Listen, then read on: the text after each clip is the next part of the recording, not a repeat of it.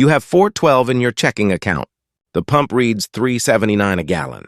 You do the math twice before you trust it.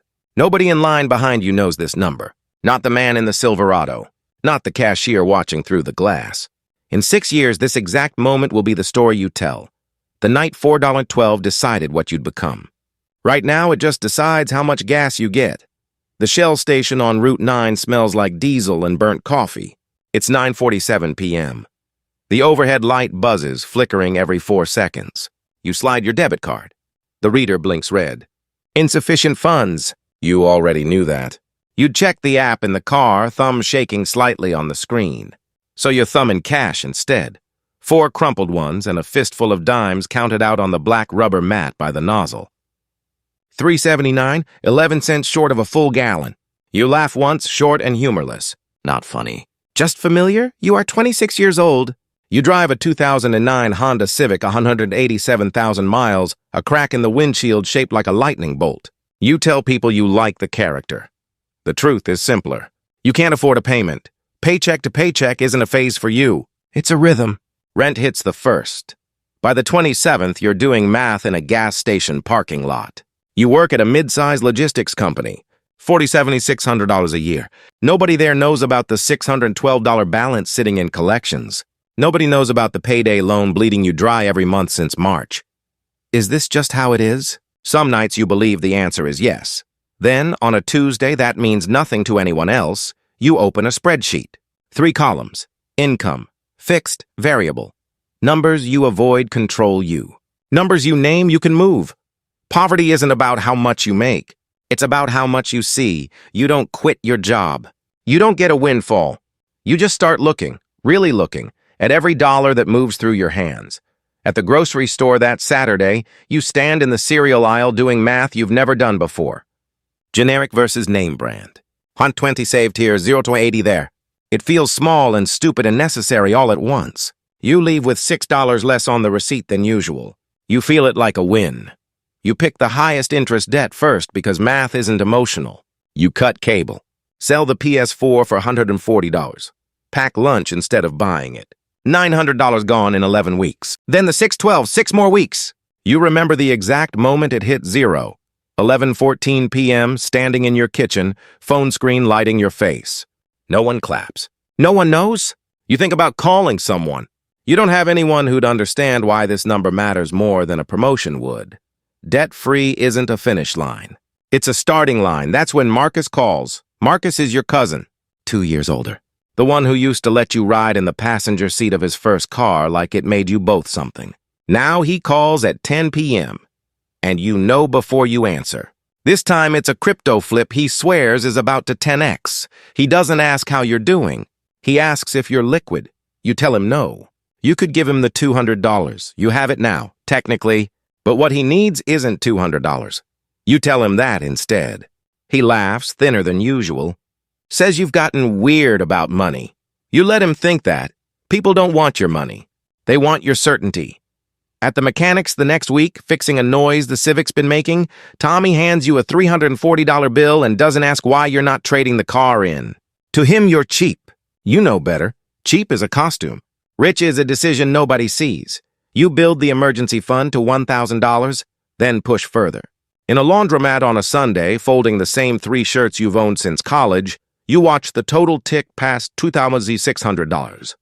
Nobody there knows what that number means. To the woman folding towels next to you, you're just a guy killing time on a Sunday. You open a Roth IRA, $200 to start. Small enough to feel embarrassed about. Devin at work tells you the simple version.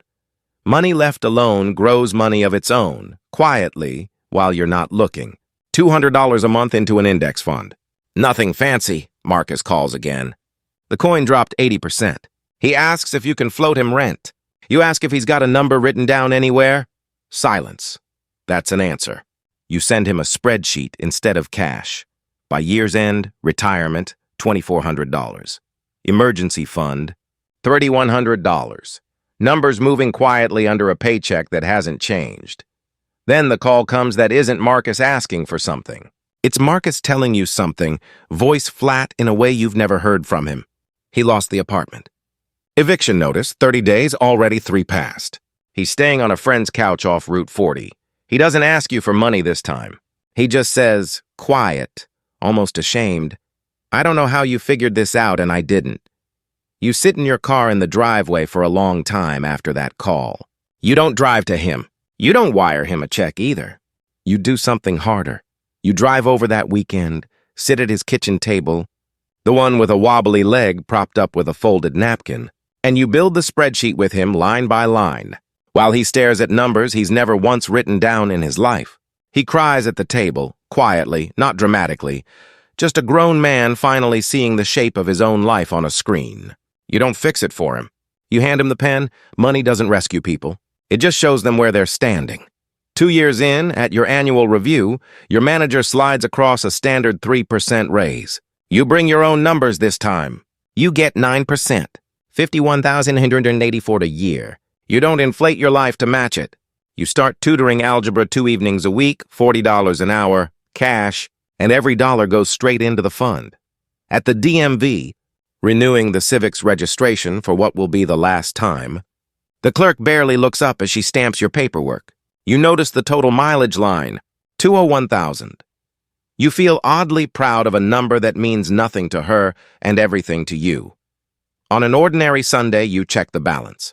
$34,220. Contributions this year, $6,100. Growth, $6,140. The market made more than you did. You don't tell anyone. You make rice and eggs, $240 total. At your sister's birthday dinner, your aunt asks, half joking, if you're doing okay for money these days. You almost tell her. $34,000 sits right on your tongue. You don't say it. "I'm doing all right," you say instead, and pass the mashed potatoes. Being seen and being secure are two different appetites. You can only feed one at a time. Marcus is at the dinner, thinner than last year, staying with a friend still, rebuilding slow. He watches you pass the potatoes like you're the same guy who used to Venmo him gas money. You let him keep thinking that. It costs you nothing. The fund crosses $58,000 the year you turn 29, $91,000 the year after. The same year you sit in a bank lobby waiting to open your first brokerage account, flipping through a pamphlet you don't need, feeling strange sitting somewhere that nice for something so small to everyone but you. By 31, it's $118,000. The Civic dies at 219,000 miles, transmission gone. You replace it with a used Corolla, $8,200 cash, and still pack the same lunch. At the dentist that spring, making small talk in the chair, the hygienist asks what you do for fun. "Not much," you say, and mean it. And don't mention the number sitting quietly in an account 3 towns from where either of you will ever spend it. By 32, the fund is $187,000. LinkedIn does what LinkedIn does. A college acquaintance posts about hitting 6 figures by 30, comments flooding in from people who never once asked how you were doing. You hit 6 figures 2 years before he did. Nobody's clapping for you. You start typing a post. You delete it. Attention is the one investment that never compounds. Sitting alone afterward. In the quiet of your apartment hallway, light flickering same as the gas stations always did. You feel the specific loneliness of having done everything right with no one to show it to. It passes. It always passes. But it's real while it's here. At 33, standing in line at your employer's HR office during a round of layoffs that don't touch you, you watch 2 coworkers get walked out with a cardboard box each. You go back to your desk that afternoon and don't feel relief exactly. You feel the quiet, private confirmation that the number in that account was never about greed. It was about never having to stand in that line and wonder what happens next. By the time you're 34, it's $268,000. Then 402v180, the number arriving on an ordinary Tuesday, mid-bite on a $3 turkey sandwich, next to a coworker complaining about a parking ticket. No music swells. You finish your sandwich. That evening, your gas light comes on. You pull into the same Shell station on Route 9. Same buzzing light, still flickering every 4 seconds, like it's been waiting. You slide your card. It goes through instantly. No red blink. No math on a rubber mat. You fill the tank, $58.40. You don't think twice about the number. A man in line behind you is scraping change out of his cup holder quietly, hoping it's enough. You recognize the motion before you recognize why. You used to make that exact motion in this exact spot 16 years ago. You almost say something. You don't. You just nod at him, the way you'd have wanted someone to nod at you, and get back in the car.